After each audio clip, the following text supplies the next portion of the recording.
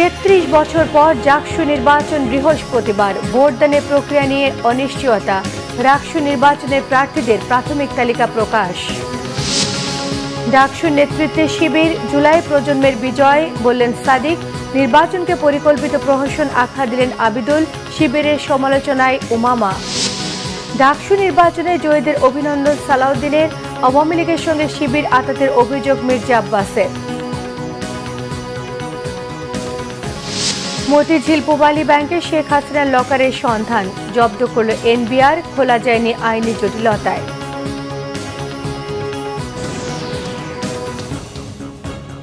দেখছিলেন crown cement সংবাদ শিরোনাম। 33 বছর পর হতে যাচ্ছে জাহাঙ্গীরনগর বিশ্ববিদ্যালয় কেন্দ্রীয় শিক্ষার্থী সংসদ নির্বাচন। বৃহস্পতিবার হবে বহুল কাঙ্ক্ষিত এই নির্বাচন। তবে কোন প্রক্রিয়ায় ব্যালট পূরণ করা হবে তা স্পষ্ট করেনি কমিশন। কেন্দ্রে পোলিং এজেন্টদের ভূমিকা কি হবে তাও জানানো হয়নি। এতে এই নির্বাচনে জটিলতা দেখা দেওয়ার আশঙ্কা সৃষ্টি হয়েছে। রিপোর্ট করছেন ফরুক বাবু। জাহাঙ্গীরনগর বিশ্ববিদ্যালয় কেন্দ্রীয় শিক্ষার্থী সংসদ নির্বাচন বৃহস্পতিবার। 33 বছর পর অনুষ্ঠিত হতে যাচ্ছে দেশের একমাত্র আবাসিক বিশ্ববিদ্যালয়ের শিক্ষার্থী প্রতিনিধি বাছাইয়ের কার্যক্রম। ডাকসু কেন্দ্রীয় সংসদ নির্বাচনে 25 পদে লড়াই করছেন 177 জন। হল সংসদে প্রতিদ্বন্দ্বী 445 জন। কেন্দ্রীয় সংসদে ভিপি পদে 9 ও জিএস পদে লড়ছেন 8 জন। বৃহস্পতিবার সকাল 9টা থেকে বিকেল 5টা পর্যন্ত চলবে ভোট গ্রহণ।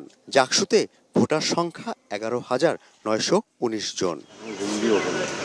ডাকসু নির্বাচনের প্রতিটি হলেই ব্যবস্থা থাকছে ভোট গ্রহণের। 21টি আবাসিক হলে বসানো হয়েছে 224টি বুথ। এদিকে সুষ্ঠু নির্বাচন অনুষ্ঠিত হওয়া নিয়ে শঙ্কা দেখছেন প্রার্থীরা। প্রশাসন অন্ধকারে রেখে ভোট গ্রহণের উদ্যোগ নিয়েছে, যা তাদের গাফলতি অভিযোগ প্রার্থীদের। বিভিন্নভাবে নির্বাচনকে প্রভাবিত করার অনেক চেষ্টা অনেকে করছেন, কিন্তু আমরা চাই শিক্ষার্থীরা তাদের গণতান্ত্রিক মতটা প্রকাশ করতে পারুক। ভোটটা কিভাবে গণনা হবে, ব্যালট পেপারটা কেমন থাকবে, এগুলো তো খুবই বেসিক জিনিস। ডাকসু নির্বাচনের শুরু থেকেই ক্যাম্পাসে বহিরাগত এবং প্রাক্তন শিক্ষার্থীদের অবস্থান নিয়ে উদ্বেগ প্রার্থীদের। বিভিন্ন হলগুলোতে অনেক টাকা অফার করছে, পাশাপাশি তারা ভালো ভালো খাবার খাওয়াচ্ছে, অনেকে মাদক দ্রব্য সরবরাহ করছে। যাকে বিপি হিসেবে নির্বাচন করবে তার মধ্যে অবশ্যই সততার গুণটা লক্ষ্য রেখেই সততা, দক্ষতা এবং যোগ্যতা এই বিষয়গুলোকে অবশ্যই বেশি গুরুত্ব দেবে। তবে মঙ্গলবার ডাকসু প্রার্থীদের ডোপ টেস্টের রেজাল্ট জানানোর আগেই ব্যালট পেপার ছাপানো হয়েছে। এখন কেউ মাদকাসক্ত প্রমাণিত হলে তার বিষয়ে কি ভূমিকা হবে তা নিয়েও দেখা দিয়েছে জটিলতা। বিভিন্ন পলিটিক্যাল পার্টির লোকজন রাতে গাড়ি নিয়ে ক্যাম্পাসে প্রবেশ করছে, অথচ আমরা দেখা যায় সাবেক শিক্ষার্থী অনেক সময় আসলো গেটে তাকে আইডি কার্ডের জন্য আটকে দেওয়া হচ্ছে। সবাই ম্যাচিউর, সবাই তাদের নিজের অধিকারটা সম্পর্কে জানে যে যেই ব্যক্তি যোগ্যতা সম্পন্ন তাদের প্রতিনিধিত্ব করতে পারবে পরবর্তী 1 বছর সময়ে, তারা সকলেই সেই ব্যক্তিকেই ভোট দিয়ে তারা নির্বাচিত করবে। এদিকে ভোট গ্রহণের কয়েক ঘন্টা আগে প্রার্থীদের অভিযোগ নিয়ে পরিষ্কার কোনো সিদ্ধান্ত জানাতে পারেনি ডাকসু নির্বাচন কমিশনের সদস্য সচিব ও প্রক্টর অধ্যাপক AKM রাশিদুল আলম। নিরাপত্তা নিশ্চিত করার জন্য বিজিবি এবং ব্যাটালিয়ন আনসার সদস্য মোতায়েনের জন্য আমরা অনুরোধ করেছি বিশ্ববিদ্যালয়ের পক্ষ থেকে। একটা পারস্পরিক সৌহার্দ্যপূর্ণ পরিবেশে এই নির্বাচনটি আমরা আশা করছি সম্পন্ন করব।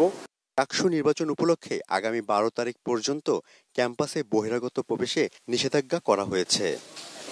ফরুক বাবু, বাংলা ভিশন, জাহাঙ্গীরনগর বিশ্ববিদ্যালয়। রাজশাহী বিশ্ববিদ্যালয় কেন্দ্রীয় ছাত্র সংসদ ডাকসু নির্বাচনের প্রাথমিক প্রার্থী তালিকা প্রকাশ করেছে নির্বাচন কমিশন। তালিকায় সহসভাপতি সহ 7 জনের নাম বাতিল করা হয়েছে। তবে আগামীকাল প্রার্থিতা ফেরতের জন্য আবেদন করা যাবে বলে জানান নির্বাচন কমিশন। বিকেলে ডাকসু কোষাধ্যক্ষ কার্যালয়ে এই কথা জানান ডাকসুর প্রধান নির্বাচন কমিশনার অধ্যাপক F নজরুল ইসলাম। প্রাথমিকভাবে যে 7 জন প্রার্থীর প্রার্থিতা বাতিল করা হয়েছে তারা হলেন সহসভাপতি প্রার্থী সাগর আহমেদ মিয়া, সাধারণ সম্পাদক প্রার্থী আশিকুর রহমান, পরিবেশ ও সমাজ কল্যাণ সহকারী সম্পাদক শাহিন আলম, বিজ্ঞান ও প্রযুক্তি সহকারী সম্পাদক রিচার্ড চাকমা, কার্যনির্বাহী সদস্য সুজন চন্দ্র। এছাড়া সিনেট সদস্য পদে মারুফ হোসেন জেমস এবং মোহাম্মদ ওমর ফারুক সাফিন আজমির। রাকসু নির্বাচন কমিশনের সর্বশেষ তথ্য অনুযায়ী এবারে রাকসু নির্বাচনে কেন্দ্রীয় সংসদের 23টি পদের বিপরীতে 260 জন, সিনেটে 5 জন ছাত্র প্রতিনিধি পদে 62 জন প্রার্থী মনোনয়নপত্র দাখিল করেন। মোট 322 জন প্রার্থীর মধ্যে 7 জন প্রার্থীর প্রার্থিতা বাতিল করায় এখন মোট প্রার্থী 315 জন। চমক দেখিয়ে ডাকসুতে অভাবনীয় জয় পেয়েছে ছাত্র শিবির সমর্থিত প্যানেল ঐক্যবদ্ধ জোট। জুলাই গণ অভ্যুত্থানের পর ডাকসুর প্রথম নির্বাচনে ভিপি, জিএস এবং এজিএস সহ 28টি পদের মধ্যে 23টিতে জয়ী হয়েছে তারা। নির্বাচনে নিকটতম প্রতিদ্বন্দ্বী ছাত্রদল সমর্থিত আবিদুল ইসলাম খানের চেয়ে 9,000-এরও বেশি ভোট পেয়ে জয় পেয়েছেন শিবিরের সাদিক কায়েম। নির্বাচিত হবার পর সাদিক জানান, এই নির্বাচনের মাধ্যমে জুলাই প্রজন্মের বিজয় হয়েছে। আর জিএস পদে জয়ী SM ফরহাদ বলেছেন, এই বিজয় শিক্ষার্থীদের। রিপোর্ট করছেন সৈয়দ আব্দুল মুহিত। ডাকসু নিয়ে রাতভর উত্তেজনা। ভোটের 16 ঘন্টারও বেশি সময় পর সকাল 8:30টায় ঘোষণা করা হয় ঢাকা বিশ্ববিদ্যালয় কেন্দ্রীয় ছাত্র সংসদ ডাকসু ও হল সংসদ নির্বাচনের ফলাফল। জানানো হয় ভোটের হার। মোহাম্মদ আবু সাদিক কায়েম সহসভাপতি, প্রাপ্ত ভোট 14,000।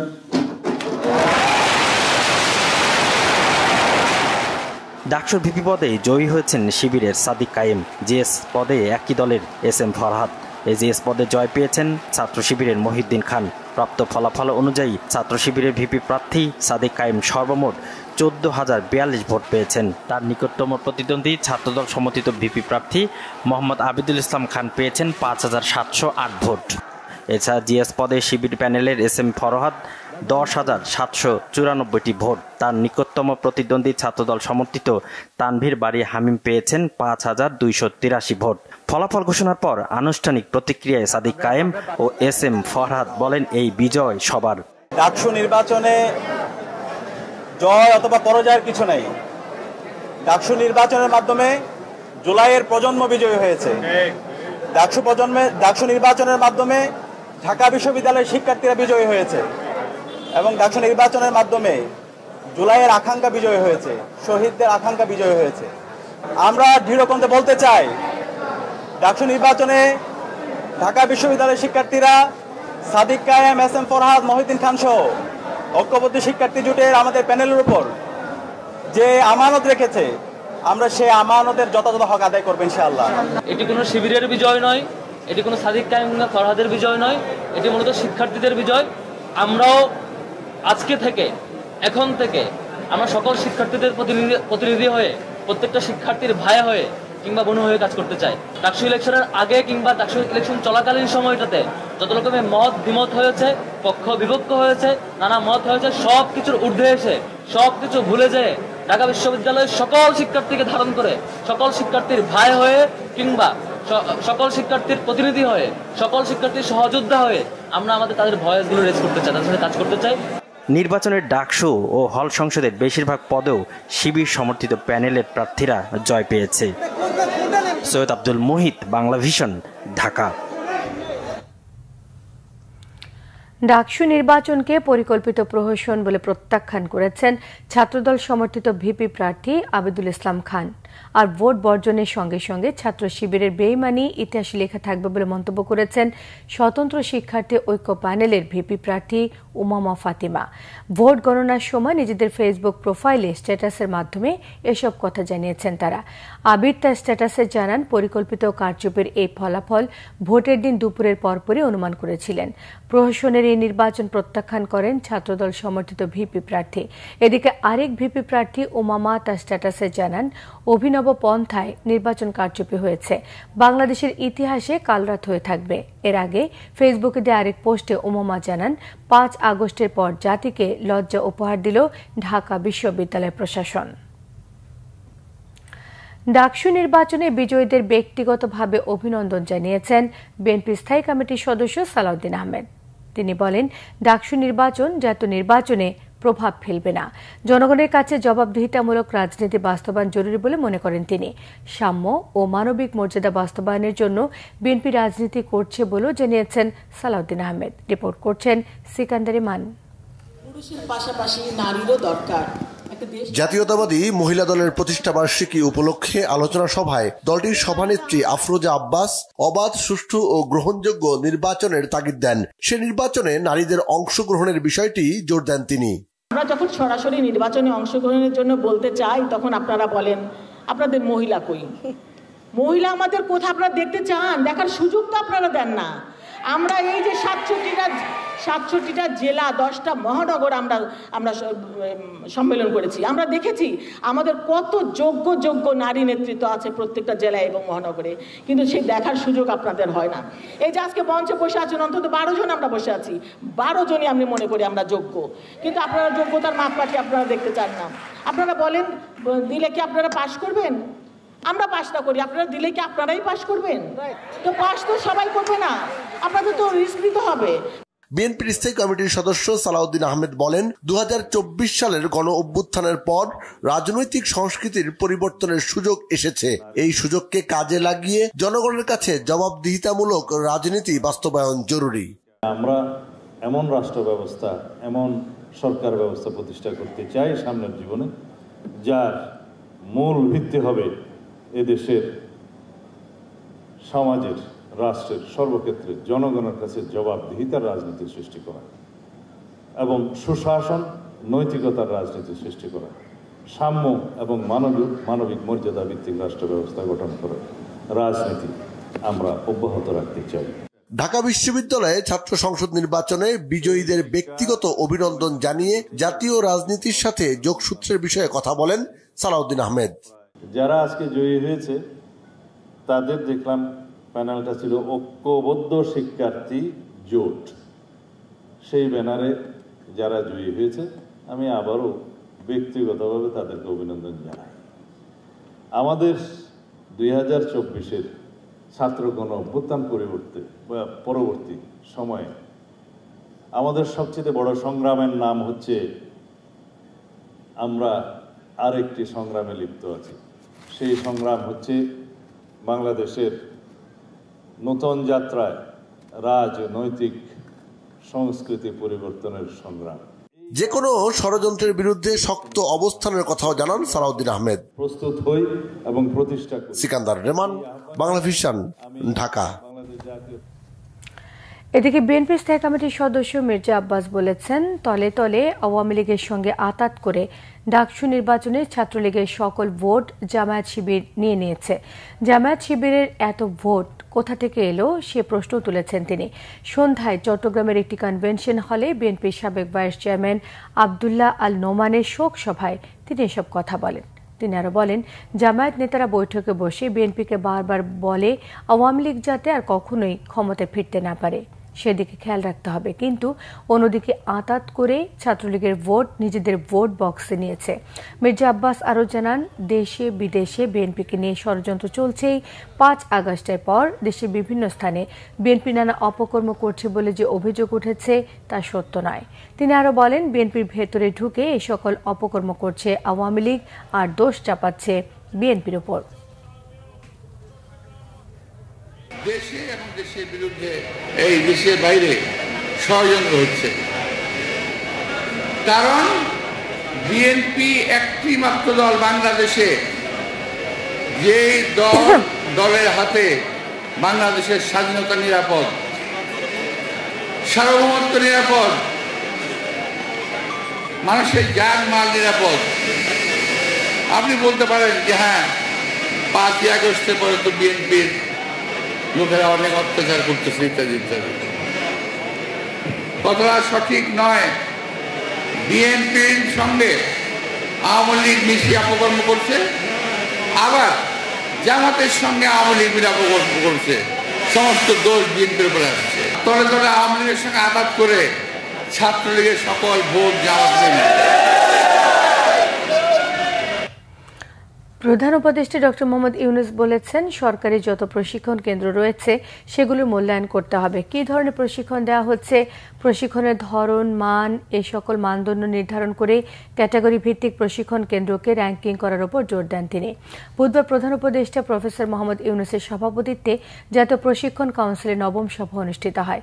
সভায় একটি স্বাধীন ইউনিট গঠনের উপর জোর দেন তিনি বলেন, তারা সমস্ত গবেষণা প্রতিষ্ঠানের উপর পদ্ধতিগতভাবে স্বাধীনভাবে মূল্যায়ন করবে।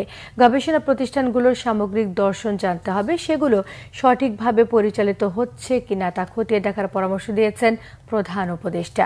বিদেশ থেকে প্রশিক্ষণ নিয়ে আসা সরকারি কর্মকর্তাদের তথ্য সেখানে থাকবে বলে জানানো হয়। সভায় অর্থ উপদেষ্টা ডক্টর সালাউদ্দিন আহমেদকে সভাপতি করে একটি নির্বাহী কমিটি গঠন করা হয়। সভায় সঞ্জীবনী প্রশিক্ষণের নাম পরিবর্তন করে দক্ষতা নবায়ন প্রশিক্ষণ নামকরণের সিদ্ধান্ত নেওয়া হয়েছে।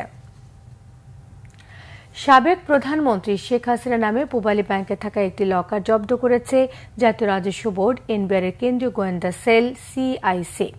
বুধবার রাজধানীর মতিঝিলে সেনা কল্যাণ ভবনে পূবালী ব্যাংক শাখায় অভিযান চালিয়ে লকারটি জব্দ করা হয়। একই ব্যাংকে শেখ হাসিনার নামে একটি এফডিআর হিসেবে থাকা 12 লাখ টাকার সন্ধান পেয়েছে এনবিআর। এছাড়া পূবালী ব্যাংকে শেখ হাসিনা এবং তার বোন শেখ রেহানার নামে অন্য একটি সঞ্চয় হিসেবে 44 লাখ টাকার খোঁজ পেয়েছে সিআইসি। তবে শেখ হাসিনার লকার জব্দ করলেও সেই লকারে কি রয়েছে সেই বিষয়ে বিস্তারিত কিছু জানা যায়নি।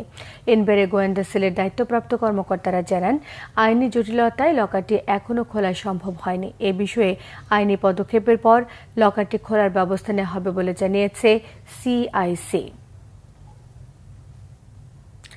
এদিকে জাতীয় রাজস্ব board NBR chairman Abdur Rahman Khan জানিয়েছেন, পূবালী ব্যাংকে শেখ হাসিনার ভল্ট থাকার বিষয়ে এনবিআর এর কিছুই জানা নেই, তবে প্রচলিত আইনে তার বিরুদ্ধে ব্যবস্থা নেওয়া হবে। তিনি আরো বলেন, ভল্ট সন্ধানে গোয়েন্দারা তাদের কাজ করছেন, আর তাদের কাজ গোপনীয়ভাবে করাই স্বাভাবিক। রাজধানীতে এনবিআর ভবনে আয়োজিত মিট দ্য বিজনেস অনুষ্ঠানে তিনি এসব কথা বলেন। তিনি আরো বলেন, ব্যক্তি শ্রেণী করদাতাদের মতো আগামী বছর থেকে কর্পোরেট প্রতিষ্ঠানের রিটার্ন দাখিল অনলাইনে করা হতে পারে। জিডিপি অনুপাতে কর আদায়ের হার আরো কমে গেছে জানিয়ে তিনি বলেন, এই হার বাড়াতেই হবে। দাতা সংস্থারা বাংলাদেশের কাছে ঋণের টাকা ফেরত চান বলেই তারা কর আদায়ের চিত্র দেখে উদ্বেগ প্রকাশ করেন। এনবিআর চেয়ারম্যান আরো জানান, ভ্যাটের একাধিক হার হওয়া যৌক্তিক নয়, প্রয়োজনে ভ্যাটের জন্য আলাদা সফটওয়্যার করার কথা জানিয়েছেন তিনি। রাজধানীর মোহাম্মদপুরে ছিনতাই করতে গিয়ে এবার গণপিটুনিতে নিহত হয়েছে 2 ছিনতাইকারী। বুধবার ভোর 4টার দিকে এই ঘটনা ঘটে। নিহত দুজন হচ্ছে হানিফ এবং সবুজ। এছাড়া এই ঘটনায় শরীফ এবং জুয়েল নামে আরও 2 জন গুরুতর আহত অবস্থায় হাসপাতালে চিকিৎসাধীন। এলাকাবাসী বলছেন, দীর্ঘদিন ধরে ছিনতাইকারীদের দৌরাত্ম্যে অতিষ্ঠ তারা। বিস্তারিত ফজলে রাব্বির প্রতিবেদনে। ঘটনা বুধবার ভোর 4টার। নবীনগর হাউজিং এর 16 নম্বরের একটি সড়কের সিসিটিভি ফুটেজে দেখা যায়, ছিনতাইকারী সন্দেহে বেশ কয়েকজনকে আটক করে এলাকাবাসী। এরপর লাঠিসোঁটা ও ভারী অস্ত্র দিয়ে হামলা চালায় তারা। এতে ঘটনাস্থলে হানিফ নামের একজনের মৃত্যু হয়, আরেকজনকে ভর্তি করা হয় হাসপাতালে। এই ঘটনার ঠিক 3 ঘন্টা যেতে না যেতেই নবীনগর হাউজিং এর 11 নম্বর রোডে সুজন নামের আরেক ছিনতাইকারী গণপিটুনির শিকার হয়। পরে হাসপাতালে ভর্তি করা হলে কর্তব্যরত চিকিৎসক তাকেও মৃত ঘোষণা করে। বাংলা ভিশনের হাতে আসা আরও একটি সিসিটিভি ফুটেজে দেখা যায়, গেল রবিবার গণপিটুনিতে নিহত হানিফ ও তার সহযোগী সুজন অটোরিকশা থামিয়ে অজ্ঞাত 2 জন ব্যক্তির সর্বস্ব ছিনিয়ে নিচ্ছে।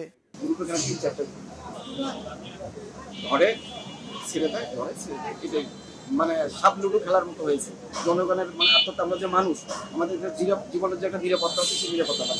ছিনতাইকারী কমলাইয়া কুমাইয়া এইটা সেটা নিয়ে আরো আসতে পারে। এইভাবে প্রত্যেকটা দিন হচ্ছে, মাসে ভাত একদিন না একদিন হবেই। এদিকে পুলিশ বলছে, চক্রটি দীর্ঘদিন ধরে ছিনতাইয়ের সঙ্গে যুক্ত, তবে কারা আইন হাতে তুলে নিল তা খতিয়ে দেখা হচ্ছে। উত্তেজিত জননা কর্তৃক আটক হয়ে গণধোলায় সুজন, বয়স 19, পিতা জাহাঙ্গীর, বোরহানউদ্দিন ভোলার বাসিন্দা, থানা পুলিশের সহযোগিতায় সোহরাওয়ার্দী মেডিকেলে নিয়ে যাওয়ায় কর্তব্যরত চিকিৎসক উন্নত চিকিৎসার জন্য তাকে পঙ্গু হসপিটালে রেফার করে। পঙ্গু হাসপাতালে নিয়ে গেলে তাকে কর্তব্যরত ডাক্তার মৃত বলে ঘোষণা করে। আর শরীফ নামে একজনকে গুরুতর আহত অবস্থায় পঙ্গু হসপিটালে আছে। এক্ষেত্রে উভয় ক্ষেত্রে দুইটা মামলা রুজু হয়েছে। আর তারা হচ্ছে যে কি বলে ছিনতাইয়ের মামলা রুজু হয়েছে। মোহাম্মদপুরের নবীনগর হাউজিং ও এর আশেপাশে অপরাধ নিয়ন্ত্রণে দ্রুতই পুলিশ ফাঁড়ি কিংবা থানা নির্মাণের সুপারিশ সেই পুলিশ কর্মকর্তার। ফজলে রাব্বি, বাংলা ভিশন, ঢাকা। তুচ্ছ ঘটনার জেরে নরসিংদীর শিবপুরে 2 ভাইকে কুপিয়ে হত্যা করেছে চাচা ও চাচাতো ভাইয়েরা।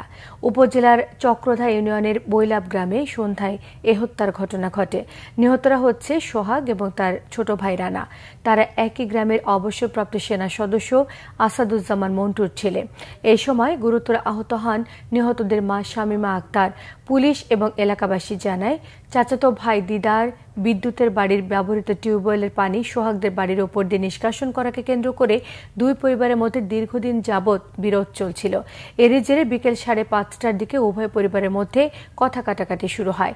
এক পর্যায়ে চাচা মামুন এবং তার 2 ছেলে দিদার ও বিদ্যুৎ ছুরি, বল্লম, শাবল দিয়ে সোহাগ এবং তার ছোট ভাই রানার ওপর হামলা চালায়। এই সময় প্রতিপক্ষের ছুরিকাঘাতে ঘটনাস্থলে রানা নিহত হয় এবং গুরুতর আহত অবস্থায় অপর ভাই সোহাগকে শিবপুর উপজেলা স্বাস্থ্য কমপ্লেক্সে নিয়ে গেলে তিনি মারা গেছেন বলে জানায় কর্তব্যরত চিকিৎসক। এরই মধ্যে ঘটনাস্থল ঘুরে দেখেছেন ভারপ্রাপ্ত কর্মকর্তা আফজাল হোসেন। অভিযুক্তদের ধরতে চেষ্টা চলছে বলে জানিয়েছেন তিনি। সংবাদ শেষ করব ক্রাউন সিমেন্ট শিরোনামগুলো আরো একবার জানিয়ে দিয়ে। 33 বছর পর ডাকসু নির্বাচন বৃহস্পতিবার।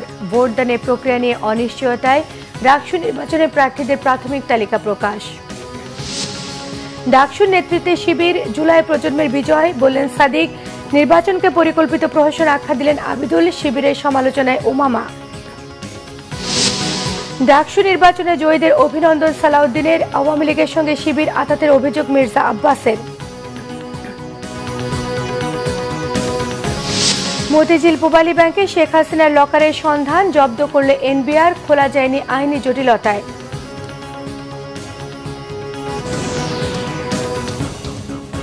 এই ছিল এখনকার মতো। পরের সংবাদ সকাল 7:30টায় দেখার আমন্ত্রণ রইল। এছাড়া বাংলা ভিশন সংবাদ ও সংবাদ সংশ্লিষ্ট অনুষ্ঠান দেখতে ভিজিট করুন www.bbnews24.com, facebook.com/banglavisionnews-এ সাবস্ক্রাইব করুন, youtube.com/banglavisionnews। সঙ্গে থাকায় সবাইকে ধন্যবাদ। শুভরাত্রি।